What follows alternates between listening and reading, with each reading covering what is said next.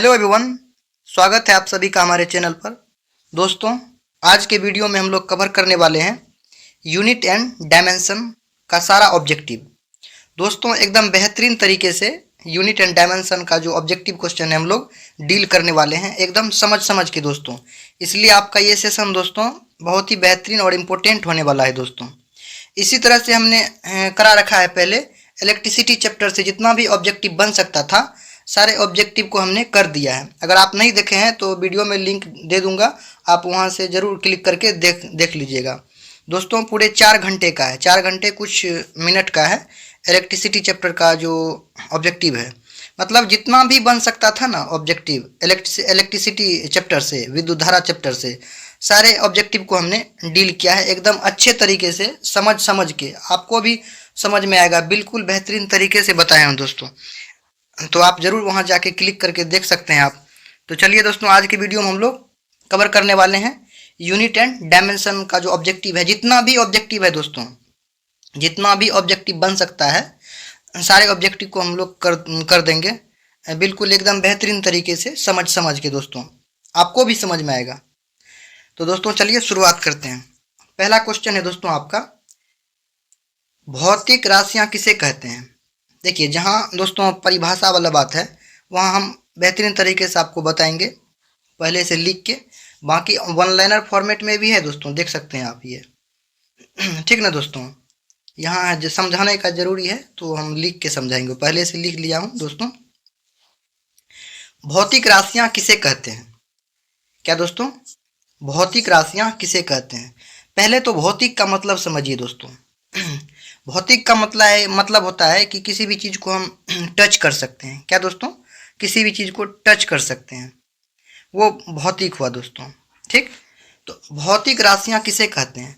वे राशियां जिनका मापन किया जा सकता है तथा जिन्हें संख्या और मात्रकों में व्यक्त किया जा सकता है। दोस्तों, बहुत ही अच्छा तरीके से समझाने का कोशिश करेंगे, आप समझ भी पाएंगे दोस्तों। भौतिक राशियां किसे कहते हैं। वे राशियां जिनका मापन किया जा सकता है तथा जिन्हें संख्या और मात्रकों में व्यक्त किया जा सकता है उसे भौतिक राशियां कहते हैं दोस्तों। कहने का मतलब सिंपल शब्दों में यदि हम आपको समझाएं तो वे राशियां जिनका मापन मतलब क्या है, जिसको हम माप सकते हैं। क्या दोस्तों, जिस किसी भी राशि को हम माप सकते हैं, तौल सकते हैं। क्या दोस्तों, जिस भी किसी राशि को हम माप सकते हैं, तौल सकते हैं, ठीक ना, या उसको हम संख्याओं में, क्या दोस्तों, उसके बाद माप तो सकते हैं, तौल भी सकते हैं, और साथ ही हम उस संख्याओं और मात्रकों में उसे व्यक्त कर सकते हैं दोस्तों। क्या दोस्तों, वे राशियां जिनका मापन किया जा सकता है, जिसको हम माप सकते हैं, ठीक दोस्तों, या तौल सकते हैं, उसको भौतिक राशियां कहते हैं। साथ ही उन्हें संख्याओं और मात्रकों में व्यक्त भी किया जा सकता है। क्या दोस्तों, संख्याओं और मात्रकों में व्यक्त किया जा सकता है। अच्छा बताइए दोस्तों, अगर हम कह दें मोहब्बत, प्यार, ये सब को आप नाप सकते हैं। नहीं दोस्तों, आप मोहब्बत या प्रेम या प्यार को आप माप नहीं सकते हैं, इसलिए भौतिक राशि उसको बोलेंगे दोस्तों, नहीं बोलेंगे। हमने क्या बताया कि भौतिक का मतलब क्या होता है, जिस किसी भी को हम छू सकते हैं, छू सकते हैं दोस्तों। क्या आप प्यार को छू सकते हैं, नहीं ना। इसलिए यहाँ से भी आप क्लियर कर सकते हैं कि प्यार भौतिक राशि है या नहीं है। तो वे राशियां जिनका मापन किया जा सकता है तथा जिन्हें संख्या और मात्रकों में व्यक्त किया जा सकता है उन्हें क्या बोलते हैं दोस्तों, भौतिक राशियां बोलते हैं। जैसे देख लीजिए, जैसे बल है, बल को हम माप सकते हैं दोस्तों। बल को क्या कर सकते हैं, जैसे बोलते हैं ना 10 न्यूटन का बल है। क्या दोस्तों, 10 न्यूटन का, 20 न्यूटन का बल है। तो इसको हम क्या कर रहे हैं, इसको, ये जो 10 है ये क्या है, संख्यात्मक मान। क्या है, यहाँ देखिए कि क्या है, यहाँ परिभाषा में संख्याओं, तो संख्यात्मक मान हो गया ये 10। और मात्रकों, मात्रक क्या है, न्यूटन, एन से डिनोट करते हैं। तो ये क्या हो गया, यानी संख्या और मात्रकों में इसको हम तोड़ दिए कि नहीं, संख्या और मात्रकों में व्यक्त कर सकते हैं कि नहीं बल को। बल है, ये बल एक ना वजन है, 10 न्यूटन है, 20 न्यूटन है। ठीक दोस्तों, यानी जैसे कि हम बल हो गया, क्या दोस्तों, बल को हम नाप सकते हैं, संवेग को हम नाप सकते हैं, आवेग को हम नाप सकते हैं। ठीक दोस्तों, ये सब क्या हो गया दोस्तों, भौतिक राशियां हो गया। और भी अन्य हैं, आगे हम पढ़ेंगे दोस्तों। अगर आप यही पूछेगा, 4 ऑप्शन दे देगा, बल, अब दे देगा मोहब्बत, प्रेम, ये सब, जबकि इस सब को हम माप ही नहीं सकते हैं। इसलिए ये मोहब्बत प्यार ये सब जो है क्या है, भौतिक राशियां नहीं है दोस्तों। चलते हैं दोस्तों अगले क्वेश्चन की ओर। अगला सवाल है दोस्तों हमारा, किसी वस्तु या पिंड के मानक मापन की इकाई को क्या कहते हैं? क्या दोस्तों? किसी वस्तु या पिंड, पिंड मीन्स भी वस्तु ही होता है, किसी वस्तु या पिंड के मानक मापन की इकाई को क्या कहते हैं दोस्तों? मात्रक कहते हैं। मानक मीन्स स्टैंडर्ड दोस्तों। क्या दोस्तों? स्टैंडर्ड। किसी वस्तु या पिंड के मानक मापन की इकाई को क्या कहते हैं दोस्तों? तो मात्रक कहते हैं। क्या दोस्तों? मात्रक कहते हैं। चलते हैं दोस्तों अगले क्वेश्चन की ओर। अगला सवाल है दोस्तों हमारा, किसी भी भौतिक राशि को व्यक्त करने के लिए क्या दोस्तों? किसी भी भौतिक राशि को व्यक्त करने के लिए किन दो राशियों की आवश्यकता होती है? फिर से समझिए, किसी भी भौतिक राशि को व्यक्त करने के लिए किन दो राशियों की आवश्यकता होती है दोस्तों? तो संख्यात्मक मान और मात्रक। क्या दोस्तों? संख्यात्मक मान और मात्रक। कह रहा है किसी भी भौतिक राशि को, मान लीजिए ये बल है, ठीक, बल मान लीजिए ये 10 न्यूटन का है। क्या दोस्तों? 10 न्यूटन का है। तो इसको डिनोट आप बोल दीजिएगा दुकान में जाके कि 10 दे दीजिए। क्या 10? आप यूनिट लगाइए, 10 केजी चावल। आप बोलेंगे 10 चावल दे दीजिए, तो देगा दुकानदार? नहीं देगा। आप उसके साथ यूनिट आपको लगाना होगा। क्या दोस्तों? यूनिट लगाना होगा। 10 केजी बोलिए, 10 ग्राम बोलिए, आगे आपको यूनिट लगाना होगा। वही बोल रहा है, फिर से आप देखिए, किसी भी भौतिक राशि को व्यक्त करने के लिए किन दो राशियों की आवश्यकता होती है? जैसे मान लीजिए ये बल हमारा भौतिक राशि है, ठीक, और ये इसका वजन है 10 न्यूटन, ठीक। अब इसको व्यक्त करने के लिए किन किन चीज़ों की आवश्यकता है आप देख सकते हैं। ये संख्यात्मक मान हुआ, इसको क्या बोलते हैं दोस्तों? ये हमारा, ये हुआ संख्यात्मक, सॉरी, ये हमारा हुआ संख्यात्मक मान। क्या दोस्तों? संख्यात्मक मान। और ये क्या हो गया दोस्तों? ये मात्रक हो गया। तो यानी हम कह सकते हैं कि किसी भी भौतिक राशि को व्यक्त करने के लिए दो राशियों की आवश्यकता होती है दोस्तों। क्या दोस्तों? एक तो संख्यात्मक मान, दूसरा मात्रक। क्या दोस्तों? एक संख्यात्मक मान और दूसरा मात्रक। किसी भी भौतिक राशि को व्यक्त करने के लिए किन दो राशियों की आवश्यकता होती है दोस्तों? तो एक तो संख्यात्मक मान और दूसरा मात्रक। आप यहाँ देख सकते हैं 10 न्यूटन है, तो ये 10 क्या है दोस्तों? संख्यात्मक मान है। और एन क्या है? न्यूटन। ये क्या है? मात्रक है। तो यानी एक दूसरे का पूरक है दोस्तों। आप ये नहीं कह सकते हैं कि न्यूटन दीजिए। क्या न्यूटन? आप बोल दिए 10 न्यूटन, ठीक दोस्तों। आप चावल लाने के लिए गए दुकान, आप बोलते हैं 10 चावल दीजिए, ऐसा होता है? आपको यूनिट लगाना होगा उसके आगे। 10 केजी बोलिए, 10 ग्राम बोलिए, 10 लीटर बोलिए। आई होप कि आपको समझ में आ गया होगा। चलते हैं दोस्तों अगले क्वेश्चन की ओर। अगला क्वेश्चन है दोस्तों हमारा, भौतिक राशियों के मापन की मुख्यतः कितनी पद्धतियां प्रचलित थी? क्या दोस्तों? भौतिक राशियों के मापन की मुख्यतः कितनी पद्धतियां प्रचलित थी पहले दोस्तों? 1971 से पहले। क्या दोस्तों? 1971 से पहले अलग अलग देश में अलग अलग सिस्टम था, पद्धति था मापने का। कोई केजी को, मान लीजिए कोई द्रव्यमान को केजी में मापता था। क्या दोस्तों? कोई द्रव्यमान को केजी में मापता था, और कोई द्रव्यमान को किस में मापता था? पाउंड में मापता था। कोई द्रव्यमान को ग्राम में मापता था।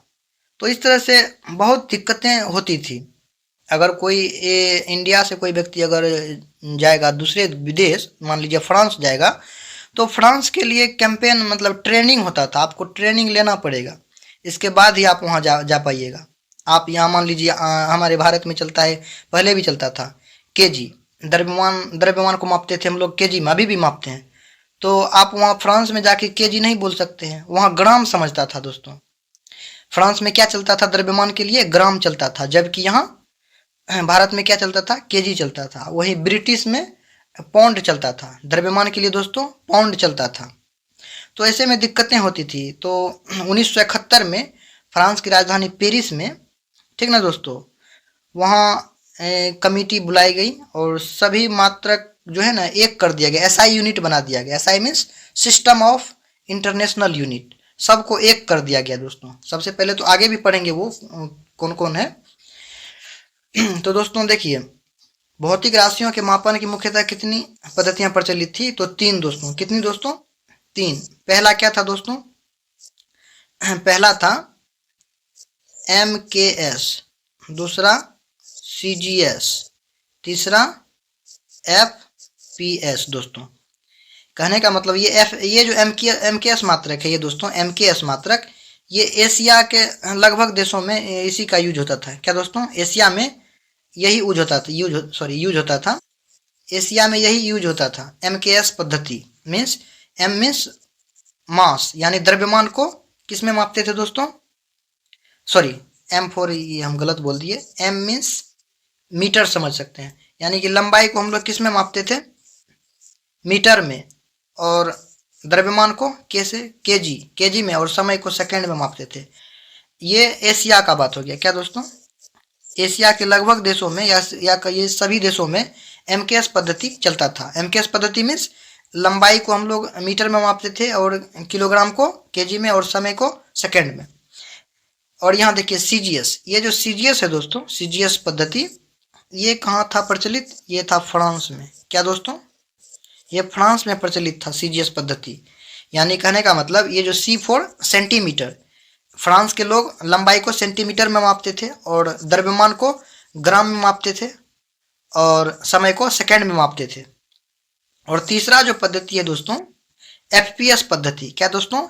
FPS पद्धति, ये चलता था दोस्तों ब्रिटेन में, यूँ कहें तो इंग्लैंड में दोस्तों, ब्रिटेन में। ठीक दोस्तों, ब्रिटेन में क्या होता था कि लंबाई को फुट में मापता था। क्या दोस्तों? लंबाई को फुट में मापता था। लंबाई को फुट में, F फॉर फुट, और द्रव्यमान को पौंड में, P फॉर पौंड, द्रव्यमान को पौंड में मापता था और समय को सेकंड में मापता था।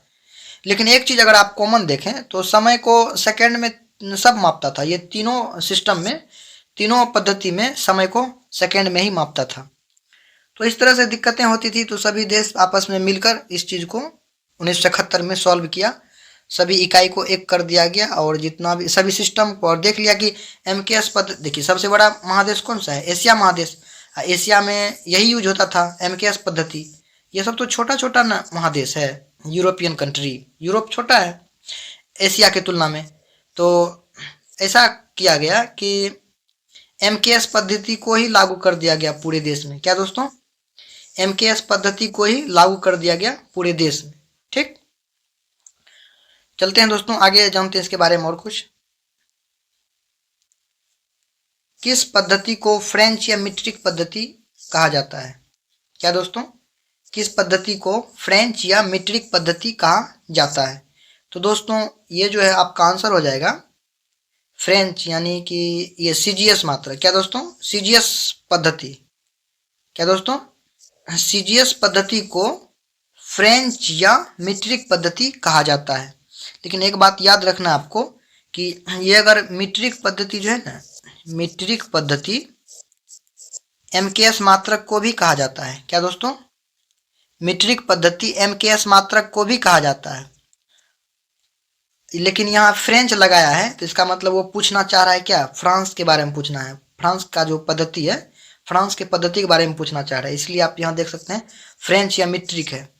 तो अगर फ्रेंच नहीं रहता तो आप MKS में भी मार सकते थे, लेकिन दो में से कोई एक ही रहेगा ऑप्शन में दोस्तों। तो मीट्रिक पद्धति जो है MKS मात्रक को भी कहा जाता है, यानी एक MKS पद्धति को भी कहा जाता है, और CGS पद्धति को भी कहा जाता है मीट्रिक पद्धति। लेकिन फ्रेंच चूंकि लगा दिया है तो वो फ्रेंच का पूछना चाह रहा है, तो वहाँ फ्रेंच में कौन सा सिस्टम था दोस्तों? पद्धति CGS पद्धति। ठीक दोस्तों, चलते हैं दोस्तों अगले क्वेश्चन की ओर। अगला क्वेश्चन है दोस्तों हमारा, मीट्रिक पद्धति की शुरुआत कब और किसने की थी? क्या दोस्तों? मीट्रिक पद्धति की शुरुआत कब और किसने की थी? तो दोस्तों मीट्रिक पद्धति की शुरुआत 1790 में फ्रांसीसियों ने की थी। क्या दोस्तों? मीट्रिक पद्धति की शुरुआत कब और किसने की थी? तो 1790 में फ्रांसीसियों ने की थी। क्या दोस्तों? मीट्रिक पद्धति की शुरुआत फ्रांसीसियों ने 1790 ईस्वी में की थी। चलते हैं दोस्तों अगले क्वेश्चन की ओर। अगला सवाल है दोस्तों हमारा, किस पद्धति को ब्रिटिश पद्धति कहा जाता है? क्या दोस्तों? ये तो नाम से ही क्लियर है, किस पद्धति को ब्रिटिश पद्धति कहा जाता है। तो ब्रिटिश में कौन सा सिस्टम था, पद्धति चलता था दोस्तों? ये चलता था एफपीएस पद्धति। क्या दोस्तों? एफपीएस पद्धति। F for foot, P for pound, S for second. यानी कि लंबाई को फुट में मापता था ब्रिटेन का लोग, और क्या बोलते हैं, द्रव्यमान को पाउंड में, और समय को सेकेंड में मापते थे। तो दोस्तों अभी आप देखते होंगे, अगर बर्थडे होता है तो आप लाने जाते हैं क्या दोस्तों? केक। केक क्या होता है दोस्तों? पाउंड में होता है। 10 पाउंड का चाहिए, 5 पाउंड का चाहिए, कितना पाउंड का चाहिए केक। आप ऑर्डर करते वक्त आपसे पूछता है कितना पाउंड का केक चाहिए। तो कहने का मतलब देखिए, केक हमारे कल्चर का नहीं है, इंडियन कल्चर का नहीं है केक। बर्थडे तो अंग्रेज लोग पहले मनाते थे। तो कहने का मतलब, लेकिन हम लोग अब यूरोपियन सभ्यता का कल्चर को हम लोग अपने में एब्जॉर्ब कर रहे हैं। तो पौंड जो है दोस्तों वहाँ का है। अब आपको समझ में आ गया होगा पौंड कहाँ का है दोस्तों? पौंड है ब्रिटेन का। तो पौंड को, द्रव्यमान को पौंड में मापते थे, लंबाई को फुट में और समय को सेकंड में। चलते हैं दोस्तों अगले क्वेश्चन की ओर। अगला क्वेश्चन है दोस्तों हमारा, सबसे पहले, क्या दोस्तों? सबसे पहले हाथों से लंबाई मापने की प्रक्रिया की शुरुआत किस देश में हुई थी? तो ये दोस्तों चीन में, सॉरी मिस्र में हुई थी। क्या दोस्तों? मिस्र में हुई थी। सबसे पहले हाथों से लंबाई मापने की प्रक्रिया की शुरुआत किस देश में हुई थी दोस्तों? मिस्र में हुई थी। क्या दोस्तों? मिस्र में हुई थी। चलते हैं दोस्तों अगले क्वेश्चन की ओर। अगला सवाल है दोस्तों हमारा, एसआई प्रणाली means system of international unit. क्या दोस्तों? सिस्टम ऑफ इंटरनेशनल यूनिट, इसका अर्थ हुआ फुल फॉर्म हिंदी में। तो एसआई, क्या दोस्तों? एसआई प्रणाली की एसआई प्रणाली को मान्यता कब और कहां मिली थी? क्या दोस्तों? एसआई प्रणाली को मान्यता कब और कहां मिली थी? तो दोस्तों ये हो जाएगा आपका आंसर।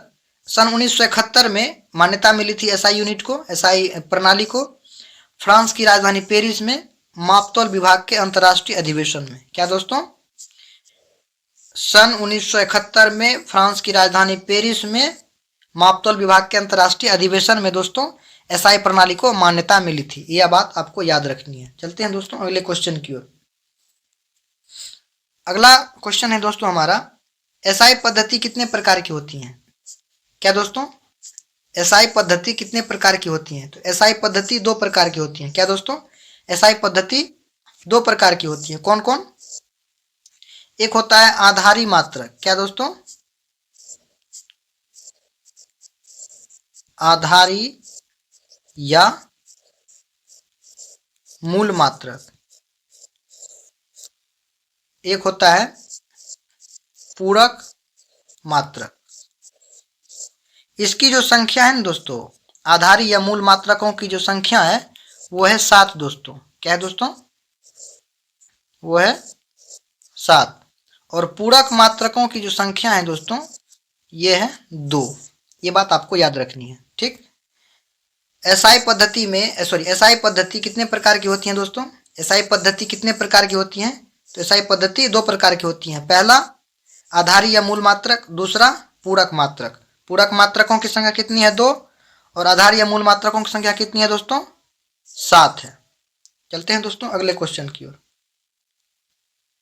अगला क्वेश्चन है दोस्तों हमारा, आधारी या मूल मात्रकों की संख्या कितनी है? अभी पीछे हमने बताया ना आपको, आधारी या मूल मात्रकों की संख्या कितनी है? तो आधारी या मूल मात्रकों की संख्या दोस्तों 7 है। कितनी दोस्तों? 7 है। अगला सवाल है दोस्तों हमारा, पूरक मात्रकों की संख्या कितनी है? पीछे बताया हमने, पूरक मात्रकों की संख्या कितनी है? तो पूरक मात्रकों की संख्या कितनी है दोस्तों? 2 है। क्या दोस्तों? 2 है। अगला सवाल है दोस्तों हमारा, लंबाई का एसआई मात्रक तथा उसका संकेत क्या है? क्या दोस्तों? लंबाई का एसआई मात्रक तथा उसका संकेत क्या है? तो लंबाई को दोस्तों, लंबाई को किस में मापते हैं दोस्तों? मीटर में, और उसका संकेत क्या है? एम है। क्या दोस्तों? मीटर में मापते हैं और उसका संकेत एम है। लेकिन एक चीज आपको याद रखना है, अभी जो पूरी दुनिया में पद्धति चल रही है वो कौन सी पद्धति है जो दोस्तों पता है? वो है एमकेएस पद्धति। क्या दोस्तों? एमकेएस पद्धति वर्तमान में पूरी दुनिया में एमकेएस पद्धति लागू है दोस्तों, ठीक। ये बात आपको याद रखनी है। देखिए, लंबाई का एसआई मात्रक तथा उसका संकेत क्या है दोस्तों? तो लंबाई को हम लोग किस में मापते हैं दोस्तों? मीटर में, और उसका संकेत क्या है? एम। मीटर में मापते हैं और उसका संकेत एम है। चलते हैं दोस्तों अगले क्वेश्चन की ओर। अगला सवाल है दोस्तों हमारा, द्रव्यमान का एसआई मात्रक तथा उसका संकेत क्या है?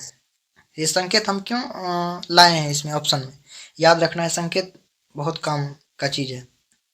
द्रव्यमान का एसआई मात्रक तथा उसका संकेत क्या है दोस्तों? तो द्रव्यमान को हम लोग किस में मापते हैं? किलोग्राम में, और उसका संकेत क्या है? केजी है। क्या दोस्तों?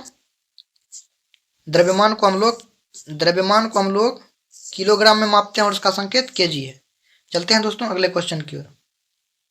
अगला क्वेश्चन है दोस्तों हमारा, समय का एसआई मात्रक तथा उसका संकेत क्या है? क्या दोस्तों?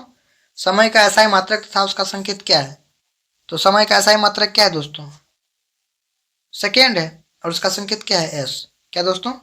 उसका संकेत एस है। समय का एसआई मात्रक क्या है? सेकेंड है, और उसका संकेत एस है। अगला सवाल है दोस्तों हमारा, तापमान का एसआई मात्रक तथा उसका संकेत क्या है? क्या दोस्तों?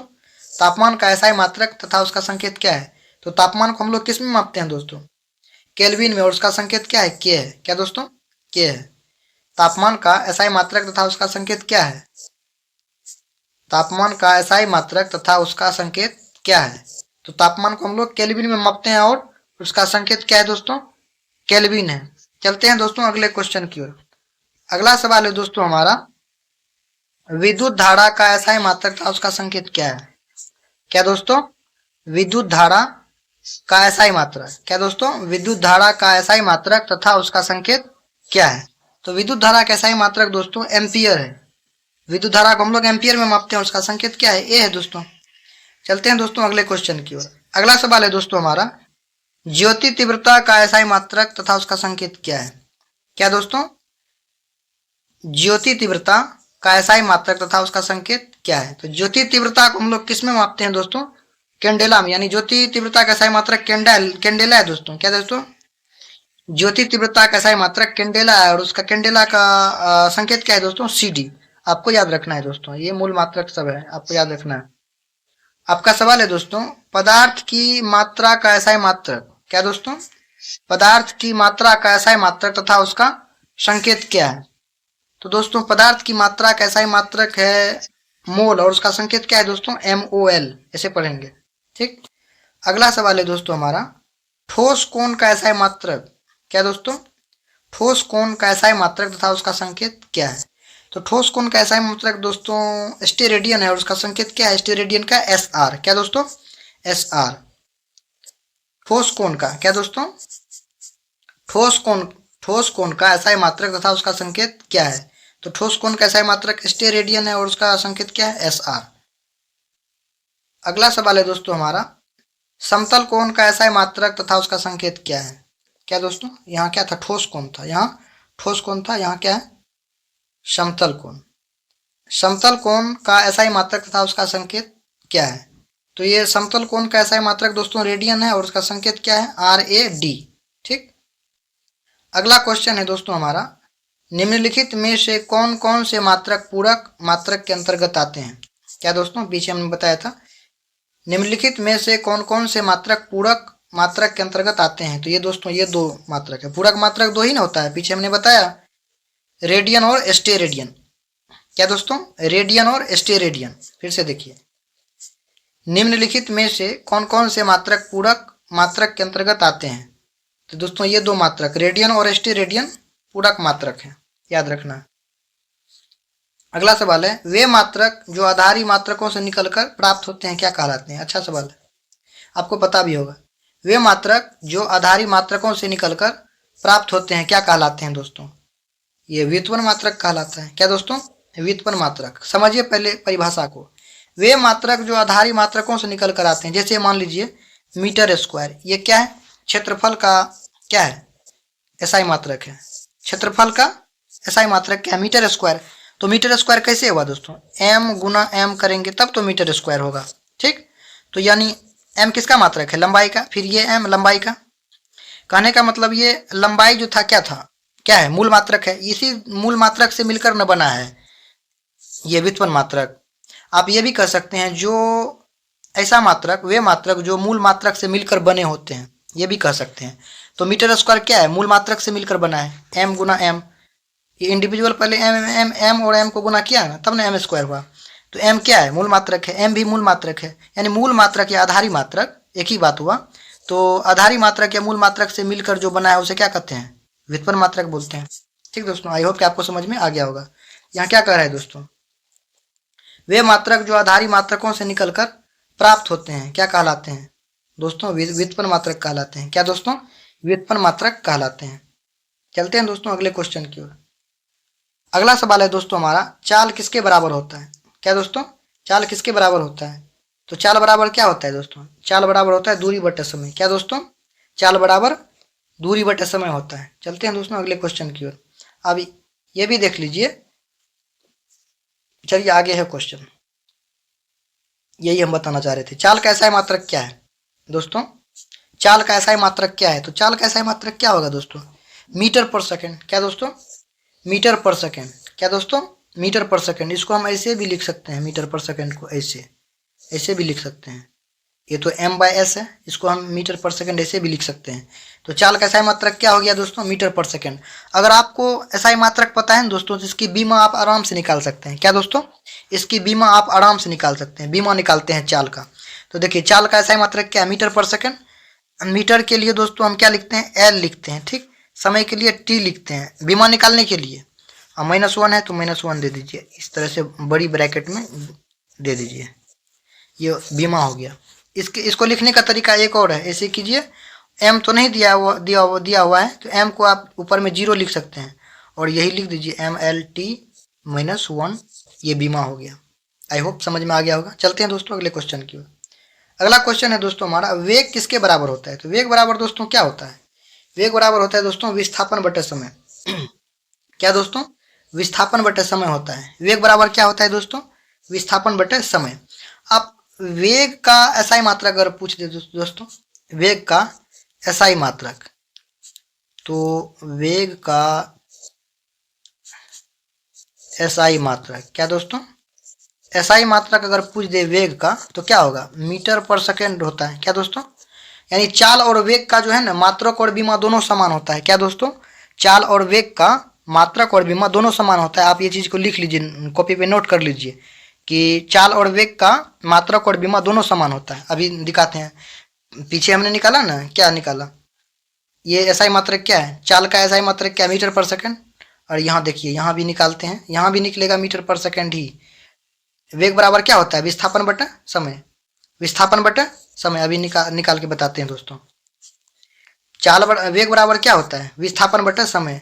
ठीक, तो विस्थापन बटा समय, तो विस्थापन को हम, विस्थापन एक प्रकार का क्या है दोस्तों? चाल ही तो है। आप ये से समझ सकते हैं।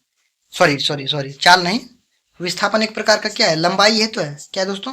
विस्थापन एक प्रकार का लंबाई है, और लंबाई का एसआई मात्रक क्या है? मीटर। तो मीटर दे दिए, बटे है तो बटे देंगे। समय को क्या, समय का एसआई मात्रक क्या है? एस है। इसको ऐसे भी तो लिख सकते हैं, मीटर, एस को ऊपर ले जाएंगे तो S-1 हो जाएगा, मीटर पर सेकेंड हो जाएगा। ठीक दोस्तों, आपको समझ में आ गया होगा। पीछे हमने निकाला ना चाल का एसआई मात्रक मीटर पर सेकेंड। अब इसका आप बीमा भी निकालिए। एम क्या है? लंबाई। लंबाई को एल से डिनोट करते हैं, समय को टी से, T-1 हो जाएगा। आप इसको लिखने का तरीका तो ये भी ना है दोस्तों कि आप एम नहीं दिया हुआ है तो एम को 0 कर दीजिए, M0 L T-1, ये हो जाएगा आपका बीमा। यानी आप देख सकते हैं कि पीछे हमने चाल का बीमा निकाला और एसआई मात्रक निकाला, दोनों समान ही हुआ। तो आप कह सकते हैं कि चाल और वेग का जो एसआई मात्रक है दोस्तों और बीमा है वो समान होता है। चलते हैं दोस्तों अगले क्वेश्चन की ओर। अगला सवाल है दोस्तों हमारा, वेग का एसआई मात्रक क्या है? पीछे हमने बताया ना वेग का एसआई मात्रक क्या है, तो वेग का एसआई मात्रक है दोस्तों मीटर पर सेकेंड। क्या दोस्तों?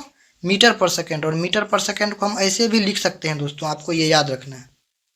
अगला सवाल है दोस्तों हमारा, चाल और वेग के बारे में निम्नलिखित में से कौन सा कथन सही है?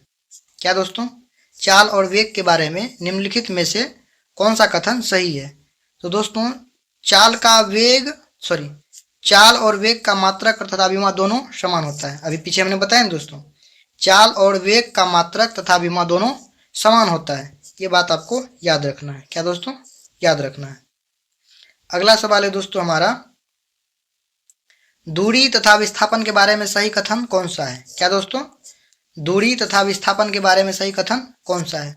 तो इसमें भी सेम बात है सर दोस्तों, इसमें सेम है। दोनों का मात्रक और विमा समान होता है। क्या दोस्तों? दूरी का भी मात्रक और विस्थापन का भी मात्रक समान होता है, और इसका विमा और इसका विमा, यानी दूरी और विस्थापन का मात्रक और विमा दोनों समान होता है। क्या दोस्तों? दोनों समान होता है। अगला सवाल है दोस्तों हमारा, वेग में परिवर्तन की दर को क्या कहते हैं? क्या दोस्तों? वेग में परिवर्तन की दर को क्या कहते हैं? तो वेग में परिवर्तन की दर को दोस्तों त्वरण कहते हैं। क्या दोस्तों? त्वरण कहते हैं। त्वरण का एसआई मात्रक क्या है दोस्तों? त्वरण का एसआई मात्रक क्या होता है? त्वरण का मात्रक क्या होता है दोस्तों? त्वरण का मात्रक होता है मीटर पर सेकेंड स्क्वायर। क्या दोस्तों? मीटर पर सेकेंड स्क्वायर। इसका बीमा आप क्या कैसे निकाल सकते हैं? एम को एल लिखेंगे, टी माइनस टू हो जाएगा। अब एम नहीं है तो एम लिख के जीरो कर दीजिए, इसे ब्रैकेट में दे दीजिए। ये बीमा हो गया। क्या दोस्तों? ये बीमा हो गया किसका? त्वरण की बीमा हो गई। ठीक, और मात्रक मीटर पर सेकेंड स्क्वायर। चलते हैं दोस्तों अगले क्वेश्चन की ओर। अगला क्वेश्चन है दोस्तों हमारा, त्वरण का एसआई मात्रक क्या है? पीछे भी बताएं। त्वरण का एसआई मात्रक क्या है दोस्तों? तो त्वरण का एसआई मात्रक क्या है? मीटर पर सेकेंड स्क्वायर। क्या दोस्तों? मीटर पर सेकेंड स्क्वायर। अगला सवाल है दोस्तों हमारा, बल बराबर क्या होता है? क्या दोस्तों? बल बराबर क्या होता है? तो बल बराबर होता है दोस्तों द्रव्यमान गुना त्वरण। क्या दोस्तों? द्रव्यमान गुना त्वरण होता है। बल बराबर क्या होता है दोस्तों? बल बराबर क्या होता है? तो द्रव्यमान गुना त्वरण होता है। आप यहाँ से ये फॉर्मूला अगर आपको याद है ना, बल बराबर द्रव्यमान गुना त्वरण होता है, तो इसका आप एसआई मात्रक भी निकाल सकते हैं और बीमा भी निकाल सकते हैं। ठीक, तो द्रव्यमान का एसआई मात्रक क्या है? केजी है। और त्वरण का एसआई मात्रक क्या है? पीछे हमने बताया ना अभी, मीटर पर सेकेंड स्क्वायर है। ये हो गया, बीच में गुना है, कुछ नहीं है तो गुना है। केजी मीटर पर सेकेंड स्क्वायर होता है। क्या दोस्तों? अगर पूछ दे एसआई मात्रक, ये क्या है? ये एसआई मात्रक है। क्या दोस्तों? ये एसआई मात्रक है बल का।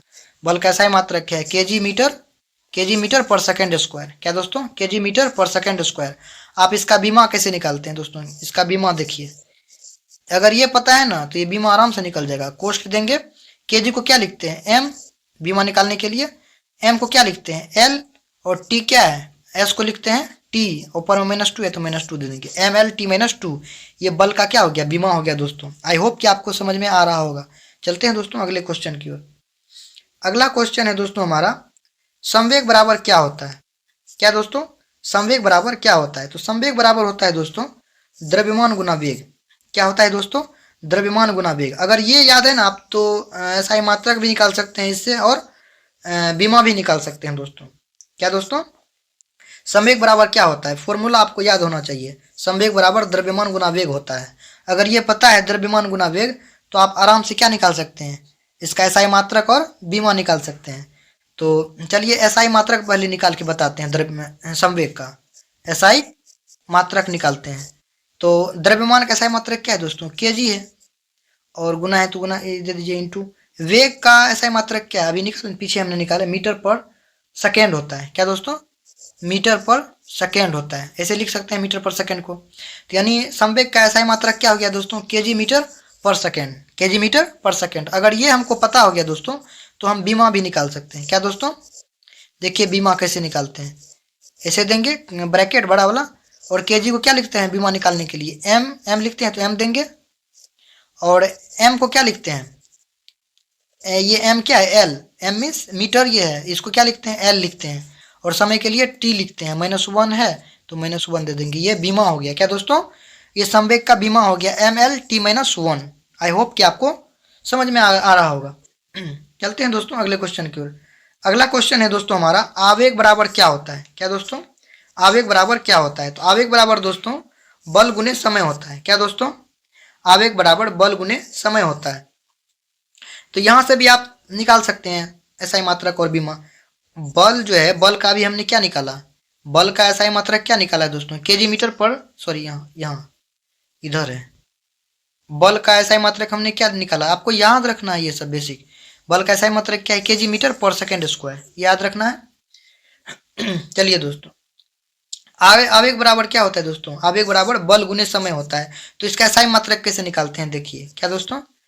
एसआई मात्रक कैसे निकालते हैं देखिए। बल का एसआई मात्रक क्या निकाले पीछे हमने? केजी मीटर पर सेकेंड स्क्वायर, ये निकाले। गुना है तो गुना दीजिए, इंटू समय का एसआई मात्रक क्या है? समय का एसआई मात्रक सेकेंड है तो सेकेंड दे दीजिए।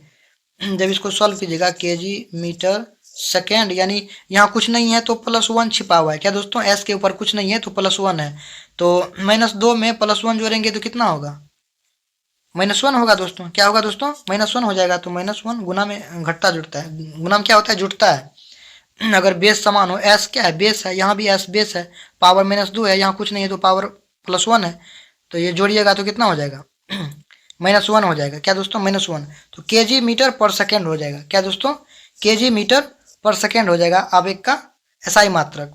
आप यहाँ से क्या निकाल सकते हैं, यहाँ से आप निकाल सकते हैं बीमा। क्या दोस्तों, बीमा निकाल सकते हैं किसका, बीमा निकाल सकते हैं आवेग का, आवेग का बीमा निकाल सकते हैं। तो केजी के लिए क्या लिखते हैं, एम, एम के लिखती हैं एल, सॉरी एम के लिए लिखते हैं एल, और एस के लिए लिखते हैं टी, ऊपर -1 तो -1। कहने का मतलब देखिए, पीछे जो हमने निकाला था संवेग, संवेग का एसआई मात्रक क्या निकाला था, केजी मीटर पर सेकेंड, और बीमा MLT -1, यही सेम निकला है, इसका भी सेम निकला है आवेग का भी। आवेग का भी एसआई मात्रक क्या है, केजी मीटर पर सेकेंड, और बीमा भी है MLT -1।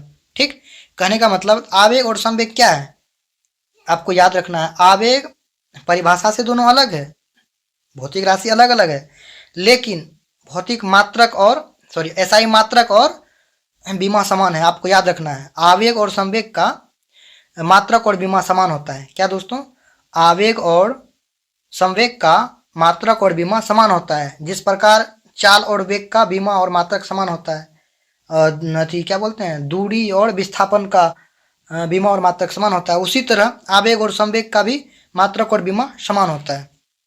चलते हैं दोस्तों अगले क्वेश्चन की ओर। अगला सवाल है दोस्तों हमारा, दाब बराबर क्या होता है। क्या दोस्तों, दाब बराबर क्या होता है, तो दाब बराबर दोस्तों होता है बल बटे क्षेत्रफल। क्या दोस्तों, बल बटे क्षेत्रफल होता है, दाब बराबर बल बटे क्षेत्रफल। आप यहाँ से भी निकाल सकते हैं दाब का, क्या दोस्तों, एसआई मात्रक निकालने के लिए आपको हमने सिखा दिया दोस्तों, आप निकाल लीजिएगा। चलते हैं दोस्तों, अगला क्वेश्चन है, घनत्व बराबर क्या होता है। क्या दोस्तों, घनत्व बराबर क्या होता है, तो घनत्व बराबर होता है दोस्तों द्रव्यमान बटे आयतन। क्या दोस्तों, द्रव्यमान बटे आयतन। आप जिस तरह से हमने सिखाया ना आपको एसआई मात्रक और बीमा निकालने के लिए, आप जरूर निकाल पाएंगे, ऐसी उम्मीद है मुझे। लेकिन आपको ये याद रखना होगा किसके बराबर क्या होता है। तो घनत्व बराबर क्या होता है दोस्तों, द्रव्यमान गुण द्रव्यमान बटे आयतन। क्या होता है दोस्तों, द्रव्यमान बटे आयतन। ये बात याद रखना है, मेन चीज यही है, फॉर्मूला। इसके बराबर क्या होता है, किसके बराबर क्या होता है, ये याद रखना बहुत जरूरी है, तभी आपसे बनेगा। एक फर्मी या एक फेम्टो बराबर क्या होता है। क्या दोस्तों, एक फर्मी या एक फेम्टो बराबर क्या होता है दोस्तों, 10⁻⁻15 मीटर होता है। क्या दोस्तों, 10⁻⁻15 मीटर होता है। क्या दोस्तों, 10⁻⁻15 मीटर होता है एक फर्मी या एक फेम्टो बराबर। एग्जाम में बार बार पूछा जाता है। अगला सवाल है दोस्तों हमारा, एक पिकोमीटर बराबर क्या होता है। क्या दोस्तों, एक पिकोमीटर बराबर क्या होता है, तो 10⁻12 मीटर। क्या दोस्तों, 10⁻12 मीटर, यानी 10⁻12 मीटर। क्या दोस्तों, 10⁻12 मीटर होता है एक पिकोमीटर बराबर। अगला सवाल है दोस्तों हमारा, एक एंगस्ट्रॉम बराबर क्या होता है। ये एंगस्ट्रॉम का सिंबल है, ए पर ऊपर में डिग्री टैप से दे दिया है। एक एंगस्ट्रॉम बराबर क्या होता है दोस्तों, तो एक एंगस्ट्रॉम बराबर होता है दोस्तों 10⁻10 मीटर। क्या दोस्तों, 10⁻10 मीटर होता है एक एंगस्ट्रॉम बराबर। अगला सवाल है दोस्तों हमारा, एक नैनोमीटर बराबर क्या होता है। क्या दोस्तों, एक नैनोमीटर बराबर क्या होता है, तो दोस्तों एक नैनोमीटर बराबर होता है 10⁻9 मीटर। क्या दोस्तों, 10⁻9 मीटर होता है एक नैनोमीटर बराबर। अगला सवाल है दोस्तों हमारा, 1 माइक्रोमीटर बराबर क्या होता है। क्या दोस्तों, 1 माइक्रोमीटर बराबर क्या होता है, तो 1 माइक्रोमीटर बराबर होता है दोस्तों 10⁻6 मीटर या 0.001 mm होता है। क्या दोस्तों, 10⁻6 मीटर या 0.001 mm होता है 1 माइक्रोमीटर बराबर। अगला सवाल है दोस्तों हमारा, 1 प्रकाश वर्ष बराबर कितना होता है। क्या दोस्तों, एक प्रकाश वर्ष बराबर कितना होता है, एक प्रकाश वर्ष बराबर कितना होता है, तो एक प्रकाश वर्ष बराबर होता है दोस्तों 9.467 गुने 10⁻15 मीटर। क्या दोस्तों, एक प्रकाश वर्ष बराबर कितना होता है, 9.467 गुने 10⁻15 मीटर। हमने शायद बोल दिया था गलत। एक प्रकाश वर्ष बराबर कितना होता है, 9.467 गुने 10⁻15 मीटर होता है। अगला सवाल है दोस्तों हमारा, एक खगोलीय मात्रक बराबर क्या होता है?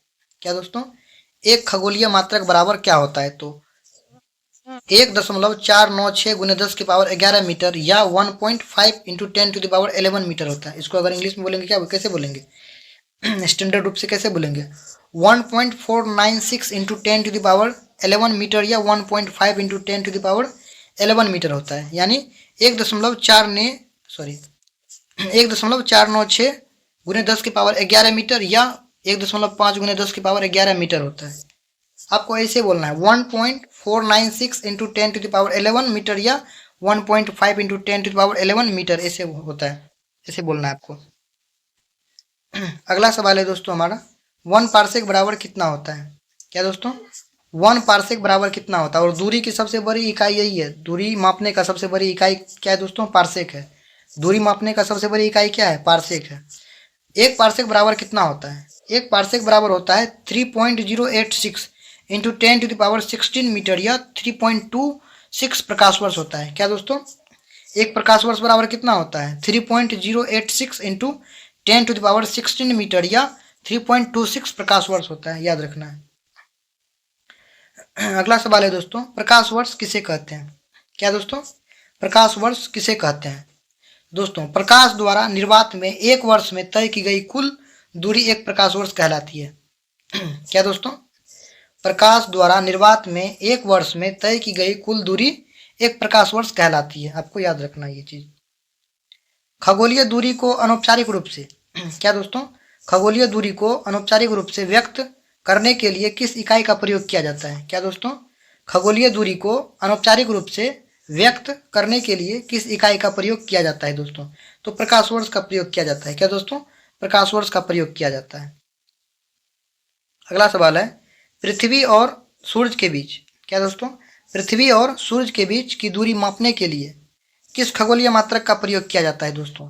यह खगोलीय मात्रक का प्रयोग किया जाता है, ये बात आपको याद रखना है कि पृथ्वी और सूर्य के बीच की दूरी मापने के लिए किस खगोलीय मात्रक का प्रयोग किया जाता है दोस्तों? तो खगोलीय मात्रक का प्रयोग किया जाता है। इंग्लिश में बोलते हैं इसको एस्ट्रोनॉमिकल यूनिट बोलते हैं, AU बोलते हैं इसको इंग्लिश में, एस्ट्रोनॉमिकल यूनिट। खगोलीय मात्रक को क्या बोलते हैं दोस्तों? Astronomical unit. तो पृथ्वी और सूर्य के बीच की दूरी जो होती है उसको मापने के लिए खगोलीय मात्रक का प्रयोग किया जाता है। अगला सवाल है दोस्तों हमारा, दूरी मापने की पीछे हमने बताया अभी, दूरी मापने की सबसे बड़ी इकाई क्या है? क्या दोस्तों, दूरी मापने की सबसे बड़ी इकाई क्या है? तो पारसेक है। दूरी मापने की सबसे बड़ी इकाई क्या है? पारसेक है। अगला सवाल है, प्रदीप्ति की इकाई क्या है? क्या दोस्तों, प्रदीप्ति की इकाई क्या है? तो प्रदीप्ति की इकाई है दोस्तों लक्स। क्या दोस्तों, प्रदीप्ति की इकाई क्या है? लक्स है। अगला सवाल है दोस्तों, प्रदीप्ति पुंज की इकाई क्या है? क्या दोस्तों, प्रदीप्ति पुंज की इकाई क्या है? तो प्रदीप्ति पुंज की इकाई है दोस्तों ल्यूमेन। क्या है दोस्तों? ल्यूमेन है। प्रदीप्ति पुंज की इकाई क्या है? ल्यूमेन।